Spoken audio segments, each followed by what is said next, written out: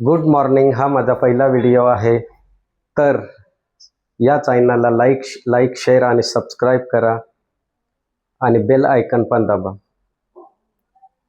सर्व स्पर्धा परीक्षेत शब्दांच्या जातीवर प्रश्न विचारले जातात आणि म्हणून आपण शब्दांच्या 8 जाती पाहणार आहोत.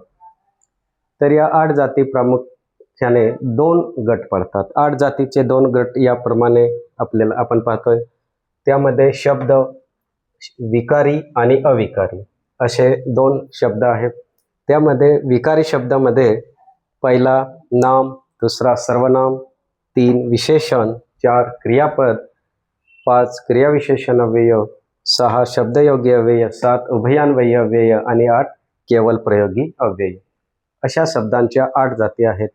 त्यात प्रामुख्याने पहिले विकारी आणि अविकारी. विकारी म्हणजे काय, तर ज्या शब्दांच्या रूपात बदल होतो त्यांना विकारी शब्द असे म्हणतात. आणि अविकारी म्हणजे ज्या शब्दात मुळीच बदल होत नाही अशा शब्दांना अविकारी शब्द असे म्हणतात. उदाहरणार्थ एक नाम. तर नामामध्ये मुलगा हा पुल्लिंगी शब्द आहे. तर लिंग बदलून मुलगी, वचन बदलून मुलगे आणि विभक्ती बदलून मुलांना अशा प्रकारे या शब्दांमध्ये त्या ठिकाणी बदल होतो, म्हणून हे शब्द विकारी आहेत असं आपण म्हणतो. त्यानंतर दुसरा प्रकार आहे सर्वनाम. सर्वनाम तो लिंग बदलून ती, वचन बदलून ते आणि विभक्ती बदलून त्यांना अशा प्रकारे या शब्दांमध्ये बदल होतो, म्हणून या शब्दांना विकारी असे म्हणतात. त्यानंतर तिसरा जो प्रकार आहे तो विशेषण आहे.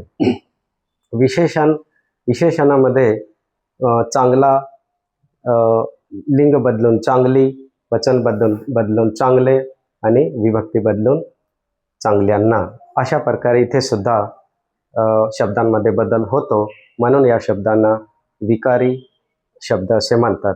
त्यानंतर चौथा प्रकार आहे क्रियापद. क्रियापद गातो,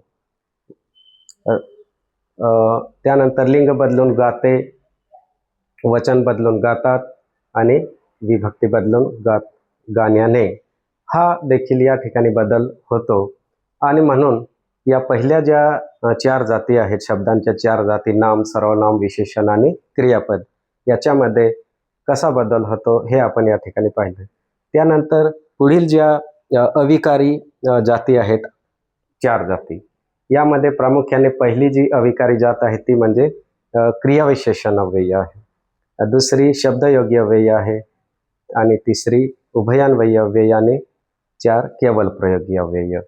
अशा प्रकारे या ठिकाणी क्रियाविशेषण अव्ययाचे उदाहरणार्थ त्याच्यामध्ये आता, येथे, इकडे अशा प्रकारे उदाहरण त्या ठिकाणी दिले जातात.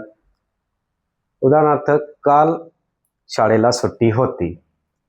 काल शाळेला सुट्टी होती यामध्ये काल हा शब्द क्रियाविशेषण अव्यय आहे, म्हणून वाक्यामध्ये आपण अशा प्रकारचे आता, येथे, इकडे असे ज्यावेळेस शब्द येतील तेव्हा त्या वाक्यामध्ये ते वाक्य क्रियाविशेषण आहे असं आपल्याला म्हणता येईल. त्यानंतर शब्दयोगी अव्यय. शब्दयोगी अव्यय मध्ये उदाहरण मागे, पुढे, साठी वगैरे अशा प्रकारचे शब्द शब्दयोगी अव्ययामध्ये येतात. आता सूर्य ढगामागे लपला असं वाक्य असेल तर त्या ठिकाणी सूर्य ढगामागे लपला या वाक्यामध्ये ढगामागे म्हणजे ढग हे मूळ शब्द आहे आणि मूळ शब्दाला मागे हा शब्द जोडून आलेला आहे, म्हणून अशा प्रकारचे वाक्यामध्ये मूळ शब्दाला ज्या वेळेस शब्द जोडून येतील त्यांना शब्दयोगी अव्यय असे म्हणतात. हे आपण या ठिकाणी लक्षात ठेवणे गरजेचं आहे. त्यानंतर उभयान्वयी अव्यय. उभयान्वयी अव्ययामध्ये हे शब्द काय करतात, उदाहरणार्थ आणि, अथवा, परंतु, म्हणून वगैरे अशा प्रकारचे उभयान्वयी शब्द त्या ठिकाणी येतात. तर यामध्ये हे शब्द कोणते कार्य करतात, उदाहरणार्थ 2 शब्द जोडण्याचे काम करतात, तसेच 2 वाक्य देखील जोडण्याचे काम करत असतात. उदाहरणार्थ आई आणि वडील, भाऊ आणि बहीण, विद्यार्थी आणि शिक्षक अशा प्रकारे हे 2 शब्द जोडले जातात. त्यानंतर